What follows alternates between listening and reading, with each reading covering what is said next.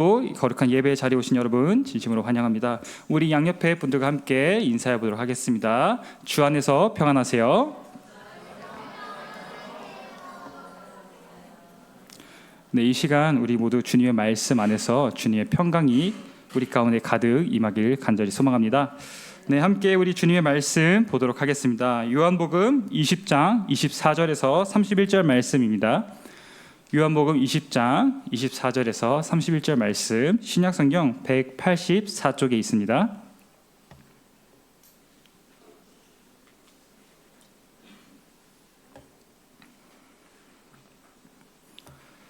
요한복음 20장 24절에서 31절 말씀 한 절씩 교독하도록 하겠습니다. 12 제자 중에 하나로서 디두모라 불리는 도마는 예수께서 오셨을 때 함께 있지 아니한지라. 다른 제자들이 그에게 이르되 우리가 주를 보았노라 하니 도마가 이르되 내가 그의 손에 못자국을 보며 내 손가락을 그 못자국에 넣으며 내 손을 그 옆구리에 넣어보지 않고는 믿지 아니하겠노라 하니라. 여드레를 지나서 제자들이 다시 집 안에 있을 때에 도마도 함께 있고 문들이 닫혔는데 예수께서 오사 가운데 서서 이르시되 너희에게 평강이 있을지어다 하시고 도마에게 이르시되 내 손가락을 이리 내어 내 손을 보고 내 손을 내밀어 내 옆구리에 넣어보라. 그리하여 믿음 없는 자가 되지 말고 믿는 자가 되라. 도마가 대답하여 이르되 나의 주님이시요 나의 하나님이시니이다. 예수께서 이르시되 너는 나를 본고로 믿느냐? 보지 못하고 믿는 자들은 복되도다 하시니라. 예수께서 제자들 앞에서 이 책에 기록되지 아니한 다른 표적들도 많이 행하셨으나 오직 이것을 기록함은 너희로 예수께서 하나님의 아들 그리스도이심을 믿게 하려 함이요 또 너희로 믿고 그 이름을 힘입어 생명을 얻게 하려 함이니라. 아멘. 네, 제가 최근에 중학생 아이를 신방하던 중에 그 아이가 저에게 한 가지 질문을 했습니다. 강도사님은 하나님의 음성을 들어본 적이 있으세요? 라고 저에게 질문을 했습니다. 그래서 그 학생의 질문의 의도가 무엇인지 잘 알았기 때문에 저는 애써 웃음을 참으면서 이렇게 말했습니다. 내 귀로 직접 목소리를 들은 적은 없어 라고요. 그러자 그 학생이 이렇게 말하더라고요. 아 진짜요? 그러면 음성을 듣고 싶으시겠어요? 라고요. 근데 그 학생이 말을 하는데 표정이 마치 강도사 하나 됐는데도 그 음성을 못 들으니 참으로 안타깝겠다라는 느낌으로 저에게 질문을 하더라고요. 그래서 저는 아니 그렇지 않아 라고 대답했습니다. 그러자 그 학생이 약간 놀란 듯이 저를 쳐다보았습니다. 이후 저는 그 친구에게, 그 학생에게 하나님의 음성을 듣는다는 것이 실제로 어떠한 목소리를 듣는 것이 아니라 성경 말씀을 통해 성령 하나님께서 우리에게 하나님의 뜻이 무엇인지 알려주시는 은혜라고 설명하였습니다. 사실 생각해보면 저도 그 나이 때 하나님의 음성을 듣는 것이 무엇이냐고 부모님께 여쭤봤던 적이 있습니다. 어른들이 교회에서 말씀하실 때 또 간증하실 때 하나님이 내게 말씀하셨다, 하나님이 내게 들려주셨다 이런 표현을 많이 사용하셨기 때문에 저는 늘 그것이 궁금했습니다. 왜냐하면 저는 단 한 번도 살면서 제 귀로 어떤 음성을 들어본 적이 없었기 때문입니다. 그래서 부모님께도 진짜 기도하면 하나님의 목소리가 귀에 들리는 것이냐라고 질문한 적이 있습니다. 제가 어렸을 때는 그런 신비한 경험들에 대해 더 많이 관심을 가졌던 것 같습니다. 하나님의 음성을 듣는 것이 무엇인지, 환상을 보는 것이 어떤 것인지, 천국과 지옥에 관한 꿈을 꾸는 것, 방언과 예언하는 것 같이 신비한 체험들이 무엇인지 궁금했었습니다. 하지만 제가 이런 것들에 관심을 가졌던 것은 제 안에 믿음이 없었다는 반증입니다. 믿음이 없어서 음성이나 환상을 보면, 꿈을 꾸면, 방언이나 예언을 하면 제 안에 믿음이 생겨나는 줄로만 알았습니다. 하지만 제가 예수님을 믿고 또 제 안에 그 믿음이 자라면서 믿음은 그런 것에서부터 오는 것이 아니라는 것을 알게 되었습니다. 그리고 그런 것들이 결코 우리의 믿음을 키우는 것이 아니라는 것을 알게 되었습니다. 그렇다면 우리의 믿음은 어디에서 오며 또 우리는 어떻게 우리의 믿음을 키워갈 수 있을까요? 또 무엇이 우리로 믿지 못하게 하며 무엇이 우리의 믿음을 흔들리게 할까요? 오늘 우리 함께 말씀을 통해 함께 살펴보기를 원합니다. 오늘 본문을 살펴보면 예수님께서 십자가에 달려 죽으셨다가 부활하셨습니다. 예수님의 부활 소식만큼 설레이고 또 흥분되는 소식이 있었을까요? 제자들의 입장에서 볼 때 그들이 따르던 스승님이 부활하심으로써 그분이 참된 메시아라는 것이 증명된 것이 아니겠습니까? 그런데 성경을 보면 그 어떤 제자도 예수님의 부활 사건을 기뻐하지 않습니다. 요한복음 20장을 보면 막달라 마리아가 빈 무덤을 확인합니다. 그리고 그 사실을 베드로와 요한에게 가서 전합니다. 그리고 베드로와 요한 또한 가서 빈 무덤을 확인합니다. 하지만 두 제자 모두 예수님의 부활을 믿지 않습니다. 이후 막달라 마리아가 예수님을 만납니다. 그리고 그 사실을 가서 제자들에게 전합니다. 하지만 그 제자들은 역시 예수님의 부활을 믿지 않습니다. 왜 그들은 예수님의 부활을 믿지 않았을까요? 예수님 분명하게 주님의 부활에 대해서 이미 제자들에게 언급하셨습니다. 마태복음 16장 21절의 말씀을 보면 고난을 받고 죽임을 당하고 제3일에 살아나야 할 것을 제자들에게 비로소 나타내시니라고 기록하여 있습니다. 그러하면 그들은 예수님이 십자가에 달리실 때 적어도 3일 정도는 예수님이 정말 부활하실지 지켜봐야 되지 않았겠습니까? 만약 저라면 예수님의 빈 무덤을 확인했을 때 혹시라도 부활하지 않았을까라는 일말의 기대감에 있었을 것입니다. 하지만 여전히 그들은 그 어떤 기대도 없어 보입니다. 심지어 막달라 마리아가 주님을 보고 주께 들은 것을 전할 때에도 그 어떤 제자도 믿지 않았습니다. 예수님께서 살아계실 때 십자가와 부활에 대해 일말의 언급이라도 없으셨다면 이런 제자들의 모습이 이해가 됩니다. 하지만 예수님께서 그들에게 십자가와 부활에 대해서 이미 말씀하셨고 심지어 정말로 십자가에 달려 죽으신 이러한 상황 속에서 왜 아직도 제자들은 여전히 예수님의 부활을 믿지 못했을까요? 그들 마음에 두려움이 가득했기 때문입니다. 믿음에 관한 첫 번째 사실은 두려움이 믿음을 방해한다는 것입니다. 요한복음 20장 19절에 보면은 제자들이 유대인들을 두려워하여 모인 곳의 문들을 닫았더니 라고 나와 있습니다.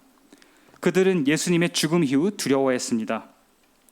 그들은 예수님을 십자가에 못 박은 유대인들이 두려웠습니다. 그래서 그들은 자신들이 모인 곳에 문을 닫고 굳게 잠갔습니다. 이사야 57장 11절은 우리에게 이렇게 말합니다. 내가 누구를 두려워하며 누구로 말미암아 놀랐기에 거짓을 말하며 나를 생각하지 아니하며 이를 마음에 두지 아니하였느냐. 두려움은 우리를 믿음에서 멀어지게 합니다. 다른 사람들이 우리를 어떻게 바라보고 판단할지에 대한 두려움은 우리의 시야를 가립니다. 그들이 우리에게 어떻게 행할 수 있을까에 대한 두려움이 우리의 시야를 좁힙니다. 우리 안의 두려움은 우리가 하나님을 두려워하지 않을 때 자리 잡습니다. 두려움과 불안은 표면적인 우리의 상태입니다. 우리는 무엇이 우리를 두렵게 하는지를 살펴보아야 합니다. 우리의 마음의 중심에 하나님을 두려워하는 마음, 하나님을 경외하는 마음이 아니라 다른 것들이 자리하고 있으면 우리는 두려움과 불안에 휩싸일 수밖에 없습니다. 하지만 우리가 눈을 들어 하나님을 바라본다면 우리의 두려움과 우리의 염려의 대상이 얼마나 하찮은 것인지 우리는 깨달을 수 있습니다. 시편 56편 4절은 이렇게 말합니다. 내가 하나님을 의지하였은즉 두려워하지 아니하리니 혈육을 가진 사람이 내게 어찌하리이까. 제가 초등학생 때 한창 디지몬 카드가 저희 또래에서 되게 유행했었습니다. 그 500원의 한 팩이었는데 그 팩을 사면 5개 정도의 카드가 들어있었는데요. 이제 그 중에 가끔 금색 카드가 나오면은 되게 좋은 카드였습니다. 근데 한 번은 저희 반 친구가 금색 카드를 뽑아서 자랑하고 있었습니다. 그래서 저도 그 친구에게 나도 한번 보여줘라고 했는데 그 친구가 저에게 그것을 딱 보여준 그 타이밍에 담임 선생님이 들어오셔서 그 카드를 압수해 가셨습니다. 그리고는 정말로 돌려주지 아니하셨어요. 근데 그 친구가 조금 더 큰 친구를 데리고 와서 저에게 5,000원을 배상하라고 하더라고요. 이 카드는 10번 뽑아야 한 번 나올랑 말랑한 카드이기 때문에 이제 5,000원을 나에게 배상하라라고 하더라고요. 근데 당시 제 일주일 용돈이 1,000원이었습니다. 그래서 결코 배상하기 어려운 금액이어서 끝내 배상하지 않고 늘 그 친구들을 피해서 등하교를 했습니다. 약간 그래서 학교를 다닐 때마다 늘 제 안에 불안한 마음이 있었습니다. 그 친구들을 피해서 돌아다녔고 걱정이 있었습니다. 그런데 끝까지 사실 제가 부모님이나 학교 선생님에게 말씀하지 않았습니다. 왜냐하면 부모님이나 선생님보다 그 친구들이 더 무서웠기 때문입니다. 하지만 지금 생각해보면 부모님이나 선생님께 말씀드렸다면 너무나도 쉽게 해결될 수 있는 문제였습니다. 그런데 지금 생각해보니 제가 참 미련했고 이로 인해 제가 두려움 속에서 학창 시절을 보냈어야 됐습니다. 두려움이 있으니까 제가 어른들을 믿지 못했습니다. 마치 예수님의 제자들도 이러한 모습을 하고 있었습니다. 온 세상의 주인이시고 죽음마저 이기신 예수님을 따르는 그분의 제자들이 고작 유대인들이 두려워서 벌벌 떨며 예수님의 말씀을 믿지도 못하고 기억하지도 못하고 있었습니다. 그들 안에 두려움이 가득했기 때문에 예수님의 부활 소식이 그들의 귀에는 들려지지 않았습니다. 그때 예수님은 그들 가운데 찾아오셨습니다. 그리고 그들 가운데 평강을 선포하셨습니다. 이는 단순히 인사말을 넘어서 예수님이 주를 따르는 사람들에게 약속하신 선물입니다. 요한복음 14장 27절에 나의 평안을 너희에게 주노라. 내가 너희에게 주는 것은 세상이 주는 것과 같이 아니하니라. 너희는 마음에 근심하지도 말고 두려워하지도 말라라고 말씀하셨습니다. 그리고 예수님이 그들 가운데 임하셔서 평강을 선포하시자 제자들이 예수님을 보고 드디어 기뻐하기 시작합니다. 그들 가운데 두려움은 사라지고 기쁨으로 충만하였습니다. 그리고 예수님을 통해 위로를 얻고 두려움에 떨던 제자들에게 평강의 기쁨이 임할 것은 이미 사실 주님께서 먼저 제자들에게 약속하신 것입니다. 요한복음 16장 22절에 지금은 너희가 근심하나 내가 다시 너희를 보리니 너희 마음이 기쁠 것이요 너희 기쁨을 빼앗을 자가 없으리라라고 이미 약속하셨습니다. 예수님이 제자들에게 평강을 주신 것 또한 이미 예견된 일이었습니다. 제자들은 기억하지 못했지만 예수님의 말씀은 단 한 구절도 땅에 떨어지지 않고 모든 것이 성취되었습니다. 그렇기에 사실 제자들은 몰랐지만 그들이 두려움에 떨 이유는 전혀 없었습니다. 우리의 삶도 마찬가지입니다. 우리의 삶에는 반드시 고난과 시련이 찾아옵니다. 하지만 우리는 두려워할 필요가 없습니다.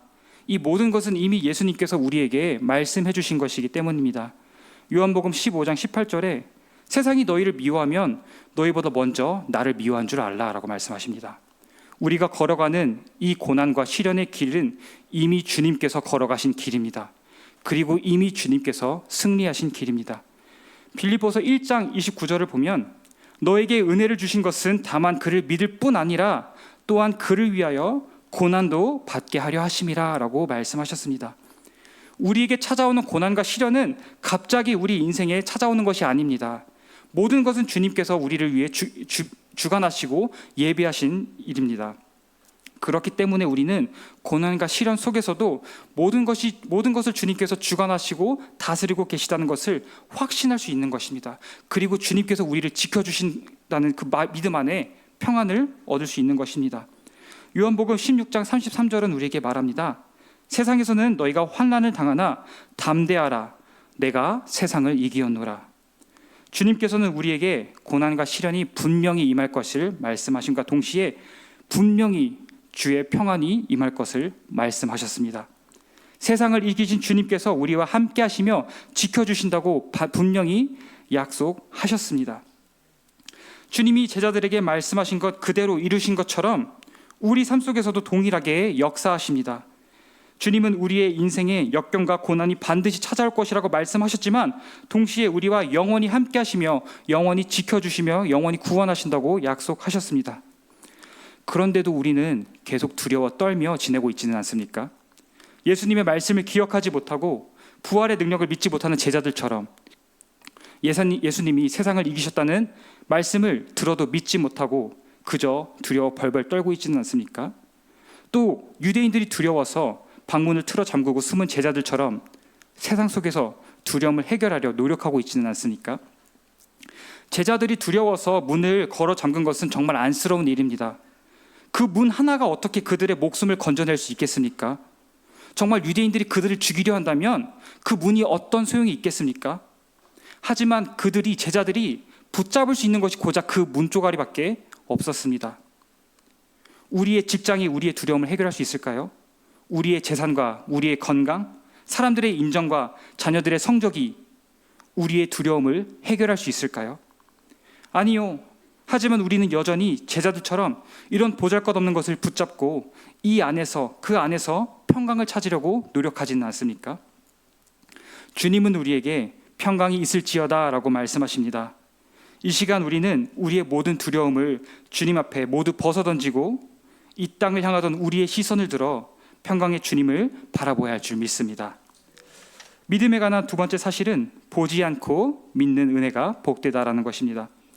예수님은 두려워 벌벌 떨던 제자들을 찾아오실 때 그 자리에 도마는 없었습니다. 그는 예수님을 보지 못했고 예수님이 주시는 평강을 경험하지 못했습니다. 그리고 그는 여전히 예수님의 부활 소식을 믿지 않았습니다. 항상 어디에나 늘 그 자리에 없던 사람이 나중에 혼자 딴소리를 합니다. 그게 바로 도마였습니다. 다른 10 제자가 증언하는데 그는 믿지 못했습니다. 아니 10명이 동시에 증언하면 믿을 법도 한데 그는 여전히 믿지 않았습니다. 그에게는 듣고자 하는 마음이 없었기 때문입니다.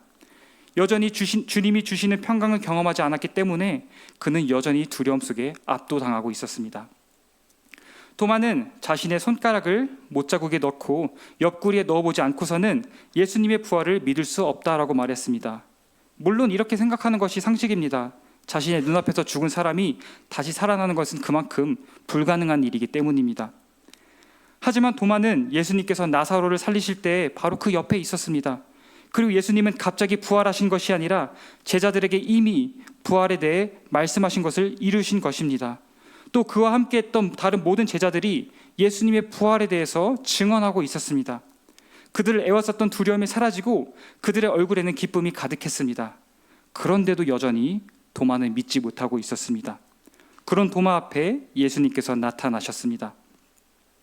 도마 한 사람을 위해 그 자리에 찾아오셨습니다. 그리고 요한복음 20장 27절에 이렇게 말씀하십니다. 믿음 없는 자가 되지 말고 믿는 자가 되라. 그러자 도마가 고백합니다. 예수님은 나의 주님이시요 나의 하나님이시니이다. 드디어 마지막 제자까지 믿게 되었습니다. 가장 믿음이 더디며 마지막까지 믿기를 거부한 도마의 입술에서 아름다운 신앙의 고백이 흘러나왔습니다. 도마의 신앙 고백은 요한복음의 마지막을 장식해 줍니다. 요한복음 1장 1절에서 예수님이 하나님 되심을 선포한 것으로 요한복음이 시작해서 요한복음 마지막 말미에 도마의 신앙 고백으로 예수님의 신성을 확증함으로써 이야기가 막을 맺습니다. 또 도마의 신앙 고백은 예수님의 왕적 신분을 우리에게 보여줍니다. 당시 로마 황제는 자신을 우리의 주라고 부르도록 했습니다. 그런데 도마는 죽음을 이기시고 부활하신 예수님을 자신의 참된 주님으로 부르며 이 땅의 진정한 왕이, 세상의 진정한 왕이 로마의 황제가 아니라 예수님이심을 선포하고 있는 것입니다.